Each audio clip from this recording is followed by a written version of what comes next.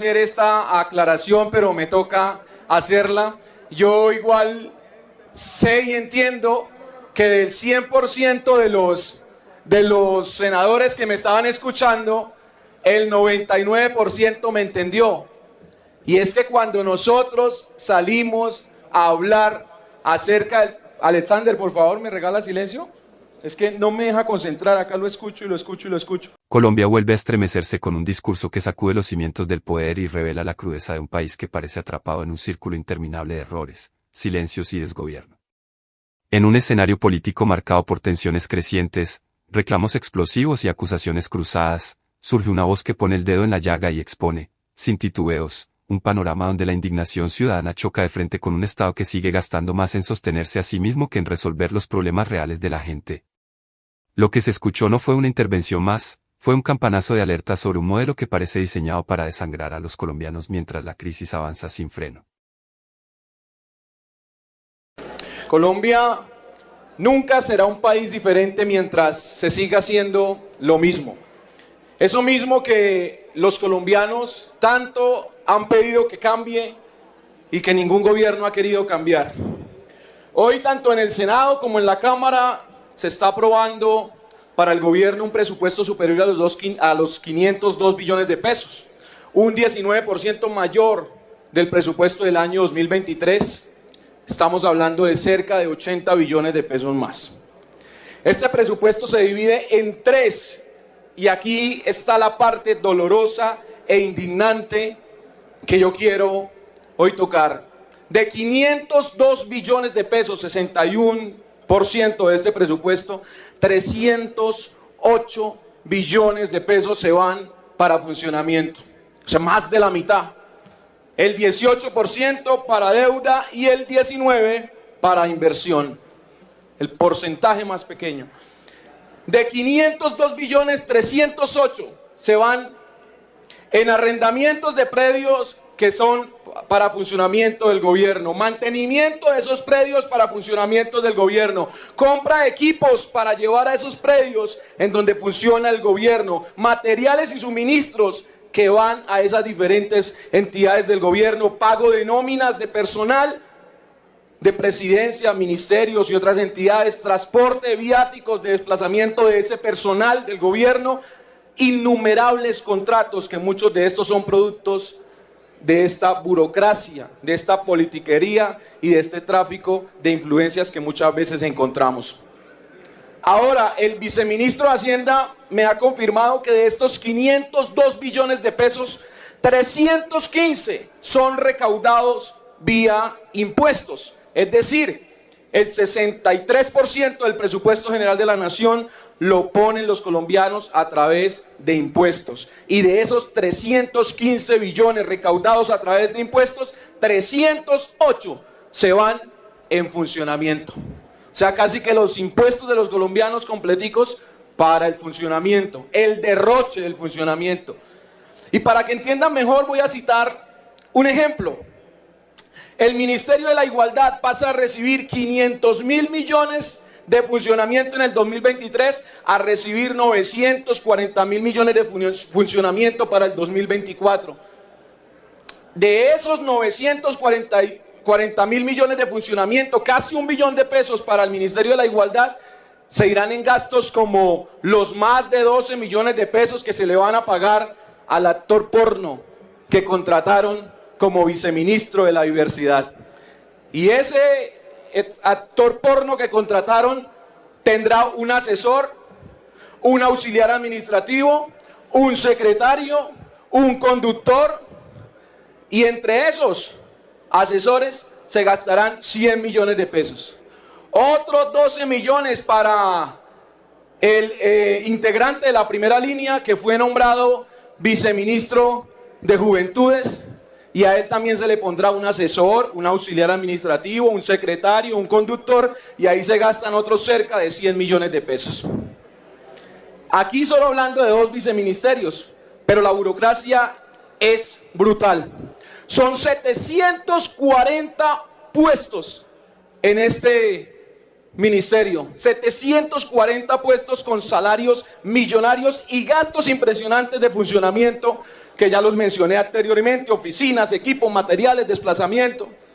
Y son 19 ministerios los que tiene hoy Colombia y solo estamos hablando de uno. Claro que el Estado debe funcionar, yo lo reconozco. El Estado necesita personal, necesita locaciones para su funcionamiento, pero aquí hay excesos y esto algún día debería cambiar. Ojalá que algún día llegue un gobierno que reduzca el derroche en el gasto público. Ya en este gobierno no fue. Este gobierno tiene la mayor cantidad de ministerios y un presupuesto históricamente alto. Ojalá algún día los porcentajes sean al contrario y no que más del 60% se vaya para el funcionamiento y solo cerca de 20% para la inversión. Ojalá algún día llegue un gobierno que pueda entender que este país es muy rico, lamentablemente con un pueblo pobre, porque lleva décadas gobernado por ladrones. Muchas gracias. Bueno, increíble que tenga que hacer esta aclaración, pero me toca hacerla. Yo igual sé y entiendo que del 100% de los senadores que me estaban escuchando, el 99% me entendió. Y es que cuando nosotros salimos a hablar acerca del... Alexander, por favor, ¿me regala silencio? Es que no me deja concentrar, acá lo escucho y lo escucho y lo escucho. Cuando nosotros estamos hablando de funcionamiento, yo hice la claridad en mi intervención de que se entiende que un Estado necesita funcionar y está bien, necesita el funcionamiento, pero se puede hacer sin derroche, sin burocracia, sin excesos, y sé que el 99% me entendió. Hago la aclaración para esa persona, ese senador que con estulticias muestra ignorancia. Y eso que era un profesor. Gracias. Presidente, es muy importante que aquí aprovechemos estos espacios y las personas que tienen curul en este Congreso que tengan cercanía con el gobierno nacional y con el presidente Petro para llevar un mensaje con toda la sensatez, la sinceridad y un sentimiento patrio profundo. Es totalmente penoso, presidente, esa batalla en la que se ha puesto el doctor Petro de decir o de alegar si perdió, si no perdió, seguir con la batalla electoral, porque desde la oposición, la gran inmensa oposición que tiene el gobierno hoy, somos muchos los que no nos interesa ver al presidente personalmente jodido. A nosotros no nos interesa que el presidente le vaya mal, que el presidente pierda. Lo que nos interesa es el desastre que le están dejando a este país, y yo creo que la ciudadanía también está preocupada en eso. Lo que nos importa a nosotros es el problema que se está presentando entre Cruz Verde y la GPS.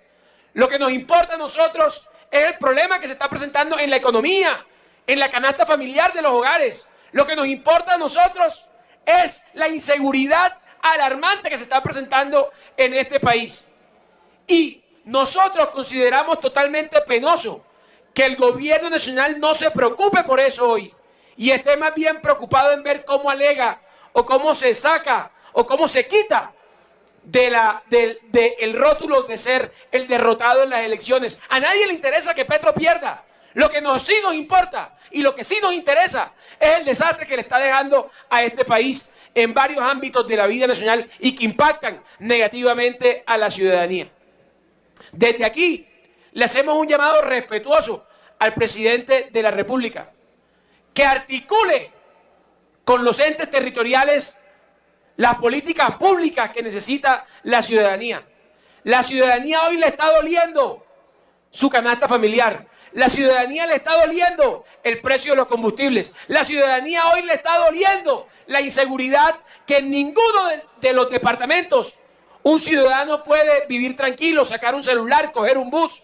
Eso es lo que le está doliendo a la ciudadanía. Eso es lo realmente importante. Nosotros no queremos que el presidente siga en campaña. Nosotros no queremos que siga alegando si perdió o no perdió. Que él haga un debate profundo y reflexione. sobre las cosas que le están pasando en su gobierno. Pero lo que sí nos importa es el sufrimiento de la ciudadanía que gracias a su pésimo gobierno desafortunadamente estamos viviendo. Gracias. Los actos de violencia y las graves alteraciones al orden público ocurridos durante la campaña, así como durante y después de los comicios, confirman la incapacidad del actual gobierno para garantizar la seguridad. Según los informes de la Misión de Observación Electoral MOE, publicado la semana que antecedió a las elecciones, las cifras de violencia contra líderes políticos durante la campaña fue la más alta en los últimos 16 años, aumentando un 92.1% en relación con las cifras de 2019, con hechos tan graves como homicidio, desaparición, secuestro y amenaza. Solo en los últimos 11 meses, el número de este tipo de asesinatos aumentó exponencialmente, pasando de 30 en 2019 a 41 este año. Las amenazas aumentaron 76% y las agresiones físicas 37.7%. Lamentablemente, las estructuras armadas volvieron a tener protagonismo a lo largo de toda la campaña política y el proceso electoral propiamente dicho. En zonas en las que el autodenominado Estado Mayor Conjunto de las FARC y el ELN han consolidado su presencia, se presentaron inaceptables injerencias para incidir en la dinámica de la contienda política y los resultados electorales. El caso más indignante fue el del Plateado Cauca, en el que el gobierno tuvo que pedir permiso al Estado Mayor Central de las FARC para que permitiera el ingreso al casco urbano de las autoridades electorales y la fuerza pública. Adicionalmente, el gobierno y estos terroristas firmaron un compromiso en el que los hacían parte de la apertura oficial de la jornada en la ciudad de Popayán. Pero no solo la MOE había advertido el ambiente de violencia política. La Defensoría del Pueblo señaló que de los 1.102 municipios, 399 presentaban alto riesgo por problemas de seguridad, 113 de los cuales tenían alerta máxima. Esto representa un aumento del 39% en comparación con los municipios en riesgo reportados en 2019. Su reporte hoy habla de 98 protestas en 86 municipios de 24 departamentos, 77 de ellas después del cierre de urnas. Según los reportes preliminares, el día de las elecciones fueron capturadas 356 personas por delitos electorales, con casos tan graves como el del alcalde de Yondó, capturado horas previas al inicio de las elecciones territoriales, o el sujeto capturado el 26 de septiembre mientras se transportaba en un vehículo el candidato a la alcaldía de San José de Guaviare del Movimiento Independientes, con fusiles AK-47 y M16, proveedores, cartuchos camuflados y propaganda alusiva al pacto histórico. Adicionalmente, se presentaron casi un centenar de afectaciones graves al orden público en Gamarra Cesar, donde fue incendiada la registraduría y quemada viva una funcionaria, además de heridos con graves lesiones. En la vereda Aguacates de Segovia, Antioquia, se presentaron combates entre el ELN y disidencias. En Fonseca, Guajira, destruyeron urnas con tarjetones. En Santiago, Putumayo, hicieron lo mismo con material electoral. En Tiquicio, Bolívar, un colectivo de personas incendiaron la Casa de la Cultura del material electoral en momentos en que se realizaba el escrutinio, y algo similar ocurrió en Pueblo Rico, Antioquia, Valencia, Córdoba y Manaure en La Guajira. Finalmente, llama la atención el importante porcentaje que obtuvo el voto en blanco en algunas de las principales ciudades, sumado a 2 municipios en los que se impuso y se obligará a realizar nuevamente elecciones, como el caso de Maicao, presuntamente patrocinado por el hombre Malboro, que según Nicolás Petro fue financiador de la campaña de su padre. En suma, entre Petro y Patria, los colombianos optaron por defender la democracia, las libertades y un modelo alternativo al actual gobierno. Muchas gracias. Las declaraciones analizadas dejan al descubierto un punto neurálgico del debate público en Colombia, un Estado sobredimensionado, costoso y profundamente desconectado de las necesidades reales de la ciudadanía.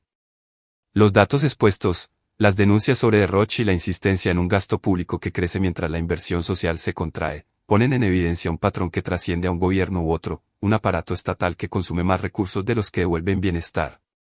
Más allá de los nombres propios o las confrontaciones partidistas, queda una pregunta inevitable: ¿cuánto más puede soportar un país cuya gente paga impuestos para sostener una estructura que no les responde? Y peor aún, ¿hasta cuándo un gobierno podrá seguir priorizando disputas políticas, justificaciones y excusas mientras la inseguridad, el hambre y el desencanto se extienden por todo el territorio?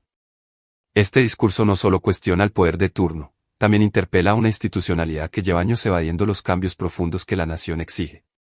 El debate queda abierto, y es el país entero quien debe decidir si continuará aceptando el mismo modelo fallido o si finalmente exigirá un viraje que ponga a Colombia por encima de la burocracia,